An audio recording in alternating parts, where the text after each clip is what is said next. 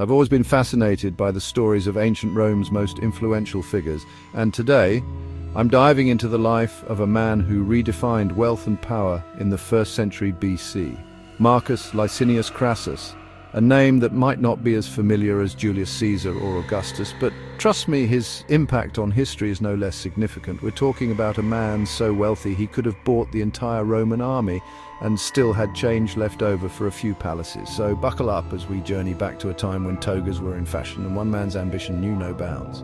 Now, you might be wondering, how did this Crassus fellow become so filthy rich? Well, it all started with a silver spoon, quite literally. Born into the aristocratic Licinian family around 115 BC, young Marcus had a head start in life that would make most of us green with envy.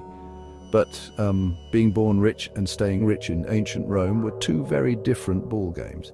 Crassus's early years coincided with some of the most turbulent times in Roman history. Civil wars, political purges, you name it, Rome had it all. And our boy Marcus? He didn't just survive, he thrived. When Sulla, the Roman dictator, started confiscating properties left and right, Crassus saw an opportunity. He began buying up these properties at dirt-cheap prices, laying the foundation for his vast real estate empire.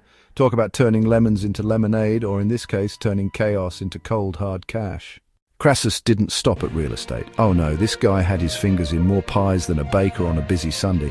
He dabbled in silver mining, which was like the oil industry of ancient times, but his real stroke of genius, slave trading. Now, before you recoil in horror, and you should because slavery is awful, remember that in ancient Rome this was as common as buying stocks is today. Crassus would buy slaves, train them in various skills, architecture, accounting, you name it, and then rent them out or sell them at a premium. It was like running a temp agency, but with a lot more moral baggage. And let me tell you, it made him rich. How rich? Well, at the height of his wealth, Crassus was estimated to be worth around 200 million sesterces. To put that in perspective, a loaf of bread cost half a sestus. But wait, there's more. Crassus wasn't content with just being wealthy. He wanted to be innovatively wealthy. And that's where his most infamous business venture comes in, his private fire brigade. Now you might be thinking, what's so controversial about putting out fires? Well, hold on to your togas, because this is where things get interesting. In ancient Rome there was no public fire department, so Crassus created his own. Sounds noble, right? Oh well, not quite. When a fire broke out, Crassus's brigade would rush to the scene, but instead of immediately dousing the flames, they'd negotiate with the property owner. Either the owner agreed to sell the burning property to Crassus at a fraction of its value, or the brigade would let it burn to the ground. Talk about a hot deal. It was extortion, plain and simple, but it was also brilliantly effective. Crassus acquired vast swathes of Rome this way, rebuilding and renting out the properties for massive profits. Now you might think that with all this wealth Crassus would be content to sit back, relax and enjoy his riches. But no, our boy Marcus had a serious case of ambition. You see, in Rome, wealth was just a means to an end, and that end was power. Crassus wanted to be more than just rich. He wanted to be remembered, to leave his mark on history. So he set his sights on politics and the military. He served under the general Sulla during Rome's civil wars, proving himself a capable commander. But Crassus wasn't satisfied with being a supporting character in someone else's story. He wanted to be the hero, the conqueror, the man whose name would echo through the ages. And as it turns out, he'd soon get his chance to prove himself on the battlefield against an enemy that had Rome quaking in its sandals. Enter Spartacus. And no, I'm not talking about the TV show. This Spartacus was a real-life gladiator who led a slave revolt that had Rome's knickers in a serious twist. For 3 years, Spartacus and his band of rebels ran amok in Italy, defeating Roman legion after Roman legion. It was embarrassing, to say the least. But where others saw disaster, Crassus saw opportunity. He volunteered to lead the Roman army against Spartacus, and let me tell you, he didn't mess around. Crassus whipped the demoralized Roman troops into shape and pursued Spartacus relentlessly. In 71 BC, he finally cornered and defeated the slave army. And just to make sure everyone got the message, he had 6,000 captured slaves crucified along the Appian Way. It was brutal, it was excessive, but it worked. Crassus became the man who saved Rome, and his political stock soared. Talk about climbing the career ladder. Crassus had just pole vaulted to the top. Now you'd think that after crushing a major rebellion, Crassus would be the top dog in Rome, but Ancient Roman politics was a bit more complicated than that. There was always someone else gunning for the top spot. In this case, it was two someones, Julius Caesar and Pompey the Great. These three men were like the rock stars of their day, each with their own fan base and ambitions. So what do three ambitious men do when they're all vying for power? They team up, of course. In 60 BC, Crassus, Caesar and Pompey formed the first triumvirate, a political alliance that effectively gave them control over Rome. It was like a superhero team-up, except instead of fighting crime, they were more interested in divvying up the Roman world between them.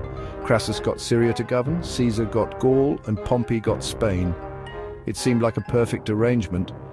But as we'll see, perfect arrangements have a way of falling apart spectacularly. Despite all his wealth and political clout, Crassus had a chip on his shoulder.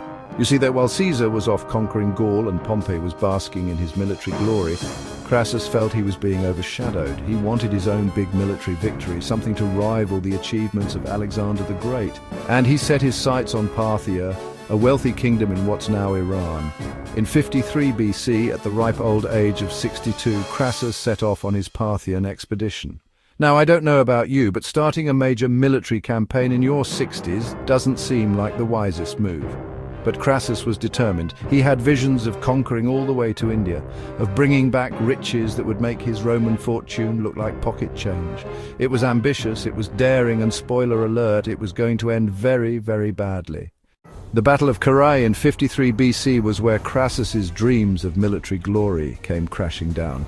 The Parthians, with their horse archers and heavy cavalry, ran circles around the Roman legions, and it was a total disaster. Crassus's son was killed in the battle, and Crassus himself was captured during failed peace negotiations. Now here's where the story gets a bit gruesome, so sensitive viewers might want to cover their ears. According to legend, the Parthians executed Crassus by pouring molten gold down his throat, saying, "You wanted gold, here's your gold." Talk about irony. The man who spent his life accumulating wealth, killed by the very thing he coveted. Whether this actually happened or is just a bit of historical embellishment, it's a fittingly dramatic end for a man who lived such a larger-than-life existence. So what's the legacy of Marcus Licinius Crassus? Well, his death marked the end of the first triumvirate, paving the way for the civil war between Caesar and Pompey. That would ultimately lead to the fall of the Roman Republic. In a way, Crassus's ambition and its consequences set the stage for the birth of the Roman Empire. But beyond the political ramifications, Crassus left us with a cautionary tale about the dangers of unchecked ambition and the pursuit of wealth at any cost. He showed that even in ancient times, the uber-rich could manipulate systems for their own gain. Sound familiar? Yet he also serves as a reminder that all the money in the world can't buy military skill or guarantee a glorious legacy. In the end, Crassus is remembered more for his wealth and his gruesome death than for any lasting achievements. It's a sobering thought, isn't it? And there you have it, folks. The rise and fall of Marcus Licinius Crassus, the man who was once the richest in Rome. His story is a roller coaster of ambition, innovation, and ultimately hubris. It just goes to show that history isn't just about dates and battles. It's about people, their dreams, and sometimes their spectacular failures. So the next time you're feeling ambitious, remember old Crassus. Aim high, but maybe don't invade Parthia in your 60s. And whatever you do, stay away from molten gold. If you enjoyed this historical romp, don't forget to like, subscribe, and share. Until next time, this is your host, signing off from the annals of ancient history.